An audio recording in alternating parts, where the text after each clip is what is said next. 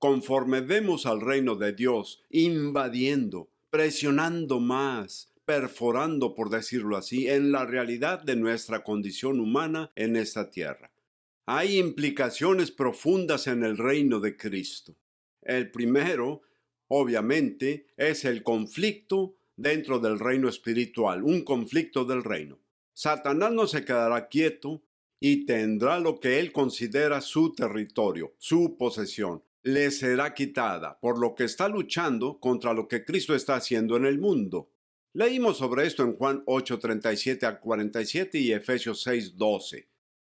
Los reinos de este mundo están controlados por Satanás. Ya hablamos de esto en Lucas capítulo 4:5.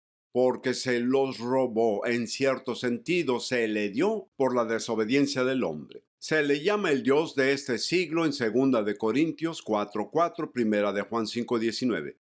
Pero Satanás también es un enemigo derrotado. En Colosenses 2:13 al 15, vamos a ver esto en nuestras Biblias. También veamos Hebreos 2:14 y 15, 1 de Corintios 2:6 y 8, pero veamos el pasaje en Colosenses que es muy importante para nosotros. Habla sobre Jesús yendo a la cruz. Y allí en la cruz, anulando, versículo 14, anulando el acta de los decretos que había contra nosotros, que nos era contraria, quitándola de en medio y clavándola en la cruz. Pablo nos está pintando un cuadro y en griego se vuelve más claro. Es del tipo de palabras que usaría un contador. Hay una lista de cada pecado que hemos cometido, desde la más pequeña mentira hasta los actos más grandes contra Dios o contra otras personas. Todos y cada uno de ellos están listados, ya sean conocidos o no. Todo es conocido por Dios y están listados contra nosotros. Nos condena, nuestro propio pecado nos condena. Pero Jesús los lleva a la cruz y así sus manos están clavadas en la cruz y sus pies clavados en la cruz. Él también está clavando su lista de pecados en la cruz al mismo tiempo. Y allí Cristo paga la pena por su pecado, por mi pecado. Esa penalidad ha sido pagada, pero Jesús no se detiene allí. Él hace otra cosa que es increíble. El versículo 15 dice, y despojando a los principados y a las potestades, los exhibió públicamente, triunfando sobre ellos en la cruz, refiriéndose a la cruz.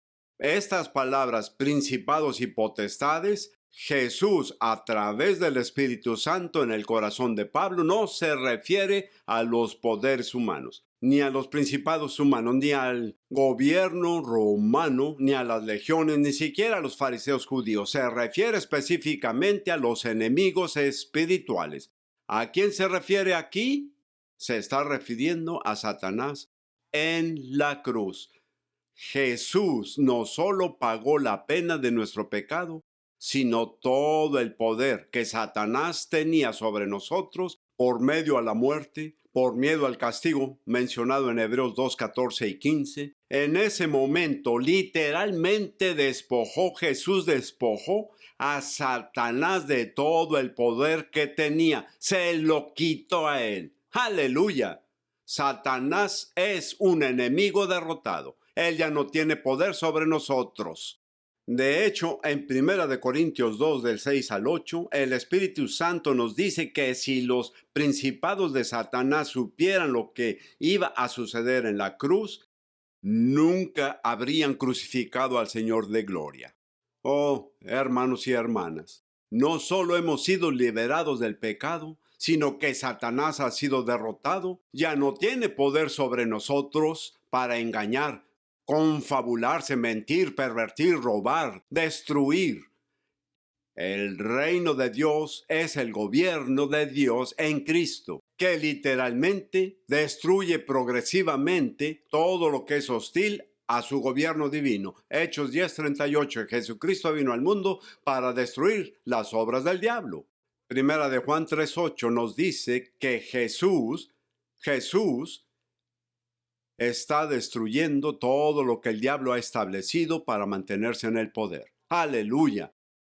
Cristo estaba anunciando un cambio de gobierno que se estaba dando cuando vino al mundo y dijo que el reino de Dios está cerca. Él está diciendo que viene un nuevo poder justo a este mundo quebrantado, oscuro y pecaminoso, y yo soy el que lo trae. Jesús.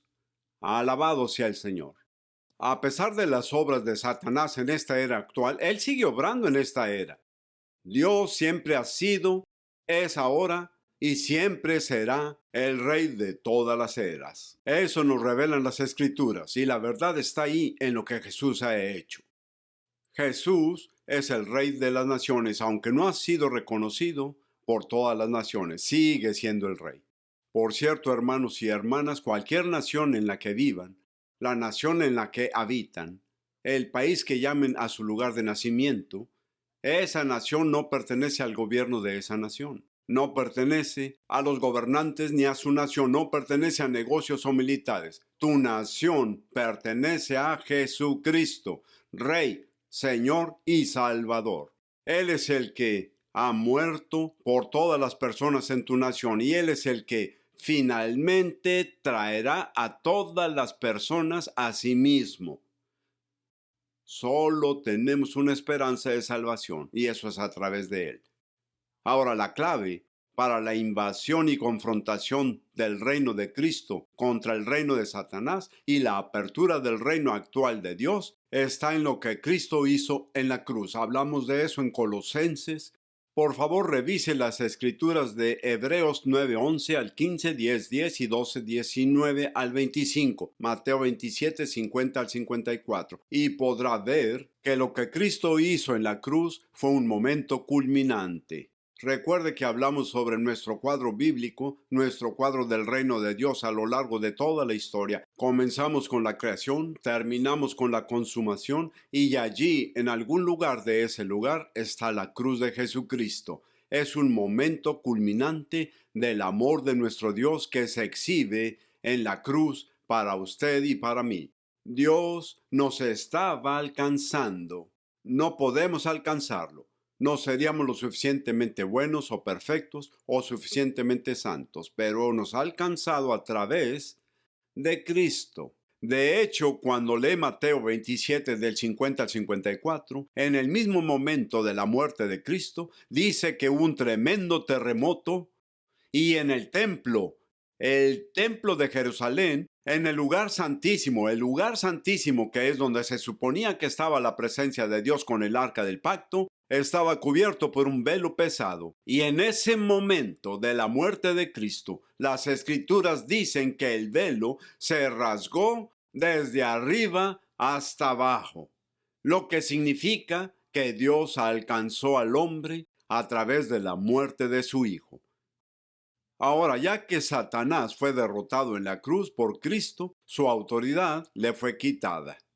Para los que estamos en el ministerio y en el liderazgo, vemos las partes quebrantadas en las vidas de las personas.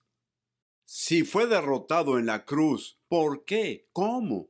Es capaz de manipular y controlar a los humanos en este día, después de la cruz. La Escritura nuevamente nos revela esto. En Juan capítulo 8, 34 y 35, Juan dice que al cometer un pecado, se convierte en un esclavo de ese pecado, está esclavizado.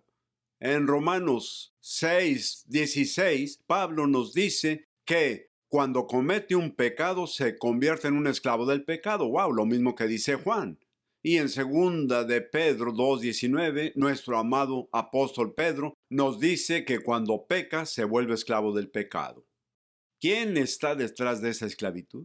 Solo hay uno: Satanás. No puede hacer que nadie haga nada. Él no tiene ese poder, pero tienta, miente, engaña, manipula e intenta convencer a las personas de que ceder en el pecado es mejor que vivir en justicia. Eso es especialmente cierto para nosotros como cristianos. El Espíritu de Dios vive en nosotros. Tenemos el Espíritu de Dios que resucitó a Jesucristo de los muertos. Es el mismo Espíritu que vive en nosotros de acuerdo a Romanos 8. ¿Cómo podríamos ser cautivos de las obras del diablo? Por pecado, por comprometerse. Líderes, he conocido a tantos pastores y líderes que piensan que solo porque están en el ministerio, solo porque son líderes, de alguna manera pueden comprometerse en las cosas. Piensan que pueden ceder ante ciertos tipos de pecado y no les va a afectar. Bueno, hermano, hermana, quiero decirle que cuando da lugar al pecado, ya sea una gran cosa o un pequeño compromiso, está permitiendo esa parte de su vida que quede bajo el dominio del diablo, tal vez incluso su control. Es algo serio porque no solo afecta a usted, sino también a su familia personal. Incluso puede afectar a su iglesia porque usted, como líder espiritual, actúa como una cobertura sobre su iglesia y donde esté comprometido, donde se entrega el pecado en su propia carne, cuando permite que el diablo lo lleve por mal camino, deja una grieta abierta sobre su gente. Es como tener un paraguas con un agujero y donde sea que esté, se gotea. Ahora, ¿qué haremos? En Juan 14, versículo 30. Jesús dice algo increíble. Él dice, porque viene el príncipe de este mundo y él nada tiene en mí. ¿Cómo que no tenía nada en Cristo? Bueno, el capítulo 2 de Hebreos nos revela que aunque Jesús fue hecho como nosotros, no pecó. Eso también está en Hebreos capítulo 4. Él nunca se comprometió, nunca le dio al diablo ninguna forma de engancharlo. En Romanos 7 dice Pablo, no puedo pecar. ¿Quién me librará de este cuerpo de muerte? Él dice que gracias a Dios por Jesucristo nuestro Señor, podemos ser liberados. Primera de Juan 3:8 nuevamente. Leemos que Jesús vino a destruir las obras del diablo y que Él está en la cruz. En primera de Juan 4:4 estamos seguros de que el que vive en nosotros es mayor que el que vive en el mundo. Por el poder del Espíritu Santo podemos ser liberados. Donde nos hayamos comprometido a través del poder del perdón, la liberación y sanidad, podemos ser liberados. Lo que he visto entre muchos líderes es que estamos avergonzados de nuestro compromiso. Sentimos que hemos decepcionado al Señor y a nuestra gente. Desafortunadamente, muchos de nosotros en esa posición escondemos nuestro pecado. Lo ocultamos y puedo decirles que el pecado o está crucificado en la cruz o crecerá. Nunca se quedará igual. Si tiene un pecado privado que disfruta particularmente y dice, bueno, no está perjudicando a nadie, no estoy robando nada, pero disfruto estos pocos momentos de ver pornografía o de comer en exceso cuando debería disciplinar mi carne. Decimos, no estamos lastimando a nadie. El problema es si el pecado no es perseguido y crucificado activamente por el poder del Espíritu Santo, continuará creciendo en nuestras vidas. He visto a tantos líderes maravillosos, dotados y ungidos en el cuerpo de Cristo, ser destruidos por un pequeño pecado que no trataron con él. Y se le permitió crecer y crecer hasta que consumió sus vidas, destruyó sus matrimonios, sus ministerios. Hermanos y hermanas, se nos ha dado todo lo necesario para ser más que vencedores en Cristo Jesús nuestro Señor. Satanás solo puede obtener el control sobre lo que se le da a él. Recuerde, incluso en el jardín del Edén, en Génesis capítulos 2 y 3, el hombre recibió la autoridad que Dios le dio. Él gobernó por debajo de la autoridad de Dios sobre todo el mundo. Pero cuando el hombre eligió obedecer la tentación de Satanás e ignorar el mandato justo de Dios de no comer del fruto del árbol del conocimiento del bien y del mal, en ese momento, no solo la autoridad, la cadena de mando se rompe entre Dios y el hombre y toda la creación, pero permitió a Satanás que obtuviera el control sobre la humanidad hasta la cruz. Aleluya. Hemos sido liberados. Estamos siendo liberados. Y finalmente, cuando vemos a Jesús cara a cara, seremos completamente libres, incluso de la presencia del pecado. Alabado sea Dios.